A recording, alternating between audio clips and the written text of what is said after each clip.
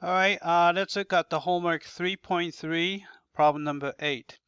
All right, so we want to find this limit, right? So first thing we should try is just to plug in pi over 4 for x and to see what happens. All right, so you can see that if you plug in pi over 4, sine of pi over 4 is 1 over square root of 2, and then cosine of pi over 4 is 1 over square root of 2. So we know that the denominator is going to approach 0, right? And then tangent of pi over 4 is 1, so it's a 4 minus 4, so it's going to be the numerator is going to approach 0 as well, right? So we're going to have to do something, right? So here's what we're going to do. First, I'm going to rewrite tangent as a sine over cosine. So here, so we're going to rewrite that. So you have a limit as x approaches pi over 4. All right, then we have, or actually, we need a little bit more room here. All right, maybe I'll do this. All right, so let's see. I'm going to just keep this, and I'm just going to move it down here. All right, then here, I'm going to write this. So I'm going to pull out 4 because it's just the common factor. So you have a 1 minus tangent is sine of x over cosine of x. Right? Then you have sine of x minus cosine of x. Right? So since I don't want to deal with the fraction, I'm going to, fraction inside a fraction, maybe I should say, I'm going to multiply top and bottom by cosine of x. Right? You have a cosine of x. Right?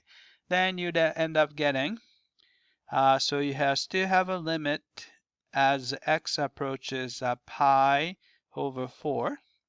We have 4. Right, so you have a cosine times 1 is a cosine of x.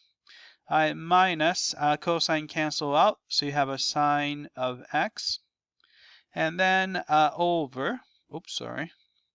Right, so over. Right, you're going to have, you can see this is going to be a sine of x minus cosine of x, which is actually just a negative of the same thing up here, times cosine of x, right? So what you can see is you can pull out the negative sign from maybe from the top. Then we can do this. We have a limit as x approaches pi over 4. Right, I'm going to pull out the negative sign from the top. So cosine becomes negative cosine, and negative sign becomes positive sign, right?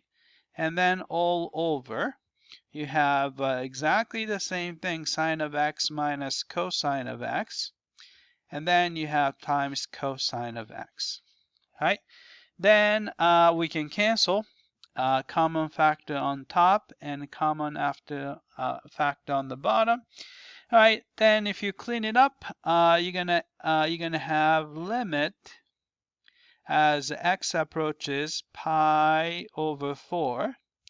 Then you have a negative 4 on top, and then you have just the cosine of x, right? But the cosine of x as x approaches pi over 4, cosine of pi over 4 is 1 over square root of 2. Right, so we can just make sure that this is going to be negative 4 over 1 over square root of 2. Right, so to simplify, we can just simply multiply top by square root of 2, bottom by square root of 2. That way we can cancel this square root of 2 on the bottom. So you end up getting negative 4 square root of 2. Right, so let's type it in. So we got negative 4 square root of 2. All right, let's check the answer. All right, I came back and looks like we got this one correctly. All right, that's it. I hope that this was clear.